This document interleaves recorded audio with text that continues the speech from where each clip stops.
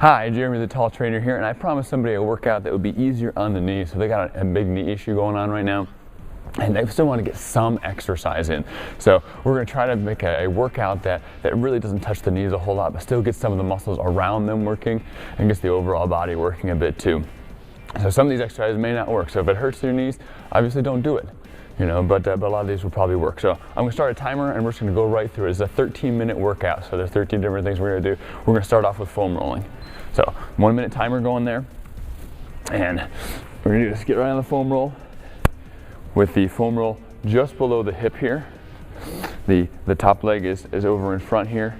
And we're gonna lean towards the front side of that thigh and keep this thigh relaxed. And when we're laying on, relaxed. You can feel that foam roll dig into the IT band. A lot of times our knee issues can be caused by some tightness in the hips. So this IT band is one of the critical areas that's tight a lot of times. And so our knees can get aggravated because of that. So you're just gonna kind of work your way down this IT band, spending about maybe 20 seconds per tender spot. You kind of find a good spot, let it dig in there. If you need more pressure, you can take one leg and lay on top of the other one. So it creates a little more of your body weight pressing down. And if you need to make it even harder, you can bend the legs a little bit. Oh yeah, that's good. So you're gonna work your way all the way towards the knee, not onto the knee. All right, so not on the hip, not on the knee, but in between those two areas, you're working on that spot down the side of the leg. So there's 1 minute from one side. You don't have to switch quite as dramatically as me there. You can just turn around if you need to. And then you're going to roll on the other side here. So leg is bent. Keep the abs pulled in. Use both arms there to help hold your upper body up, but don't push yourself off the foam roll. Let as much body weight on that specific point as possible. So we're on the front side of the thigh slightly. All right, so it's not directly down the outside, it's just slightly towards the front. And you're gonna search it out. You're basically looking for the most painful spots. You can lean forward a little bit, lean back a little bit, and you're rolling down. As you're doing that, when you find a tender spot, then you camp out there and let it dig in. A lot of times the more awful you make it, the more relief you're gonna feel in the knees. So we're starting off with this to help get some range of motion and the hips going better, so that way our knees function better, even during the workout time, but hopefully even after. And so we feel better. All right, so we got our foam roll in. What we're gonna do is we're gonna do a half jumping jack. So the half jumping jack is just right in here. So I can do this fairly straight-legged. So it's not going to get my knees going too much. You get a little heel tap there, but I can get my arms pumping quite a bit here. So I'm working the heart rate a bit by moving those arms a bit more. Slight leg moves, but moving the arms. Now if it's real bad, you could just get into some arm wave in there. But it takes a little while to catch that half jumping jack at first, but then you can do it. So don't do a full jumping jack. That's definitely not going to be good on knees that are sore. All right, so you do the half jumping jack. And this is a common one in our warm-up in boot camp. We do the half jumping jack quite a bit in our warm-up, because we try to make options for low impact wherever possible in our regular program anyway. So when you're doing the half jumping jack, don't go too high with the hands. About head level is high enough. All right, the next one is a single leg tip. So you want to be right by something that you can hold on to, so the couch or a rack like this. You're going to stand on one leg, and you're going to be tipping over. So leg stays pretty straight here. All right, tipping over. So we're getting a little hamstring work, and then you're going to stand back up. So I tip over, back, straight, chest out. I can lift this back leg higher to help me keep my lower back straighter while I do this. Ooh. And you work on that balance a little bit, and you're coming back up. So here we're trying to see if we can strengthen the hip. Again, this one is probably more on the edge, so it could, because you're still weight bearing on that leg, it may be too hard for the knee. So don't do this one, skip this one, do the other ones. All right. So if you come an exercise that hurts, don't do that one, just skip that one, go on to other ones that do work. It's right in there. So even for me, I'm fairly strong in here, but I can get some of this to work, some of these hip muscles. I can feel them working in here, and I don't have to bend my knee to do that. All right, so then we'll do the other side. I'll just stay facing this way. You kind of get a perspective of what it looks like from the other side here. So I'm balancing there, fairly straight with the knee there. Woo. And if you need to, again, you have something right by you to help you keep your balance there. Chest out, butt out, back leg goes high. You're tipping, I get a little hamstring stretch in here. I feel the little hip muscles working over here, and I squeeze back up. Make sure it's not dropping in here. It's not going up and down. It's this hip movement. Imagine like a little dial at your hip here, and you're turning the dial to tip over, and then you turn the dial back to come up. All right, so it's a rotation at the hip. We're trying to still have some hip movement without a whole lot of knee movement. We're trying to get out of this. All right, so we turn it back up. So that's the key to this exercise. That's why it's present in here, is to help us wake up the hips without getting into the knees. There's a lot of other exercises we can do one-on-one a lot of times, but that's gonna be more individualized for that. And then we got push-ups. For push-ups, for a lot of you, you're gonna need to use that countertop, the back of a couch or something, make sure it doesn't slide away, or the stairs, because we don't want to have you doing push-ups on your knees. If you do push-ups on your toes, you can do that, make sure they have good form. But if you can't do push-ups on your knees because your knees are hurting, then you can do them on an elevated surface, like this bar here, or a lot of times I'll have people do push-ups on the fourth step. So the fourth step on the staircase, shoulders away from the ears, chest out, abs pulled in as they're doing the push-ups. So we get some upper body exercise happening in here. So when you have an injury, you have an issue, don't think about all the things you can't do. Think about some of the things you can do. So you can still work your upper body. Some of these people that are wheelchair bound, they're paralyzed from the waist down, they develop some incredible musculature in their upper body. They focus on what they can do, not on what they can't do. So you work the parts of your body that are working really well and do a good job with those. I got push-ups, then we got field goal squeezes. So squeeze down and squeeze back. So chest out. So this workout is particularly a no equipment workout. There's a whole lot of other stuff you can do upper body wise, but it's just to get a good general base there. And with the thought of a particular person in mind. So shoulders away from the ears, chest out, stomach's pulled in, squeezing down and back, and then you can relax for a second there. Let the blood flow back, squeezing down. Down is more important than back. So get the down really, really well, and then squeeze back. Make sure your head's not coming forward. Got good posture set up there. Just stand and squeezing, lower abs pulled in. Setting up a good foundation in there. So there's a lot of upper back work, some good stretch across the chest. Nice. It's some nice work there. Now there's interval training workouts that you could do. If you have bad knees, there's a lot of other options, but this is just one, again, just a quick baseline workout that you could do. And it could be done daily. It wouldn't be too bad to be done daily. So now you got an arm run. So we're gonna swing the arms from the shoulder here. All right, so not from the elbow, from the shoulder. I got my abs pulled in. As I'm doing that, you see this work going through the core there.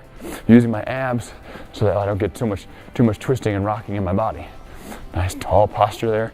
It's almost like you're going from your pocket to about eye level. And you can get that heart rate going pretty good on this. And kind of send your elbow back like you're elbowing someone behind you.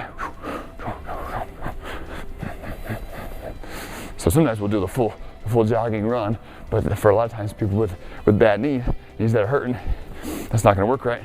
But I can get my heart rate up just like this. I'm already get a little puffing going. It's good.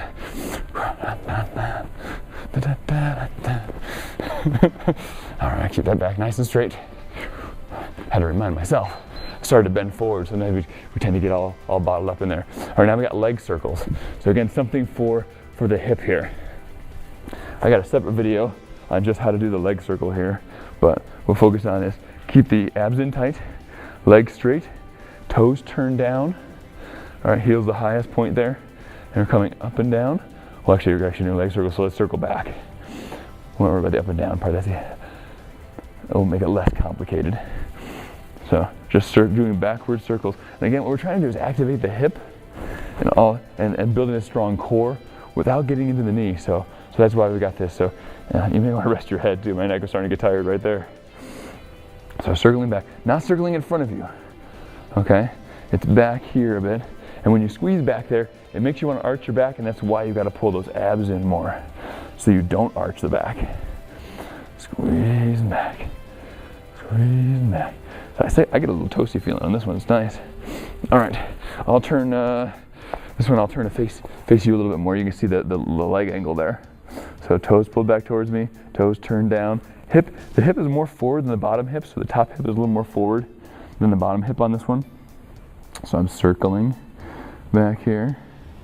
Get an idea of what that circle might look like. Abs pulled in as I'm doing this. Head resting if I need to there. So trying to look at you too, so maybe not the ideal. You could even flop the head all the way over there. Abs in tight. When that leg is straight, toes turned down. Don't do this one.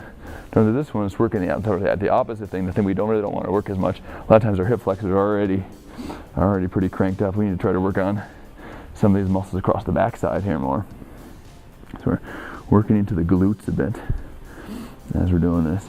And if you don't get some kind of burn while you're doing this, you are doing it wrong. You need to come see me because it burns even if you're pretty strong there. All right, then we have scissor abs. All right, so you're going to lay down on your back here.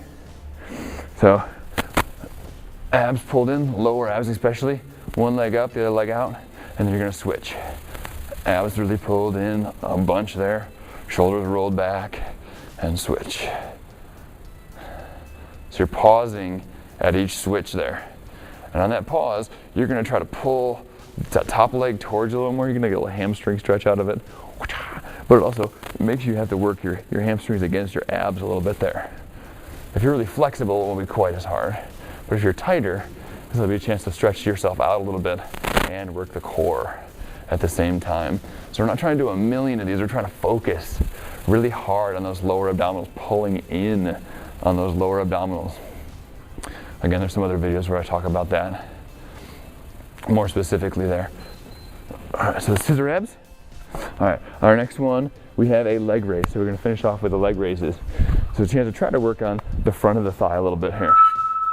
Ooh, that was a big screech there. So you're coming up, come just part of the way down and back up here. And try to hold that knee really straight as you're doing this. So we're gonna try to see if we can get the muscles of the thigh to flex in here. So we're coming up and down, right in there. Keep the back straight as you're doing that. And work hip flexors, work quad in there. Again, trying to get at some of these muscles around the knee, because if these muscles are holding better, sometimes they can even hold the kneecap better, and that could even resolve some of your knee pain. So we do want to try to address those. Make sure, if you've never done physical therapy for your knee, get into physical therapy for the knee. It's amazing what a great physical therapist can do. All right, I'm a personal trainer. I help people after physical therapy, or if they've got an issue that's just not ever going to resolve, I guess we can work out a routine around that. But get a physical therapist to work on that knee if you've never done that before. All right, they may fix it for you. All right, and maybe something that's unfixable, and that's why we have workouts like this kind of workout. And there's a lot of other options that you can do for exercise as well. All right, but this gives you a good baseline amount of exercise.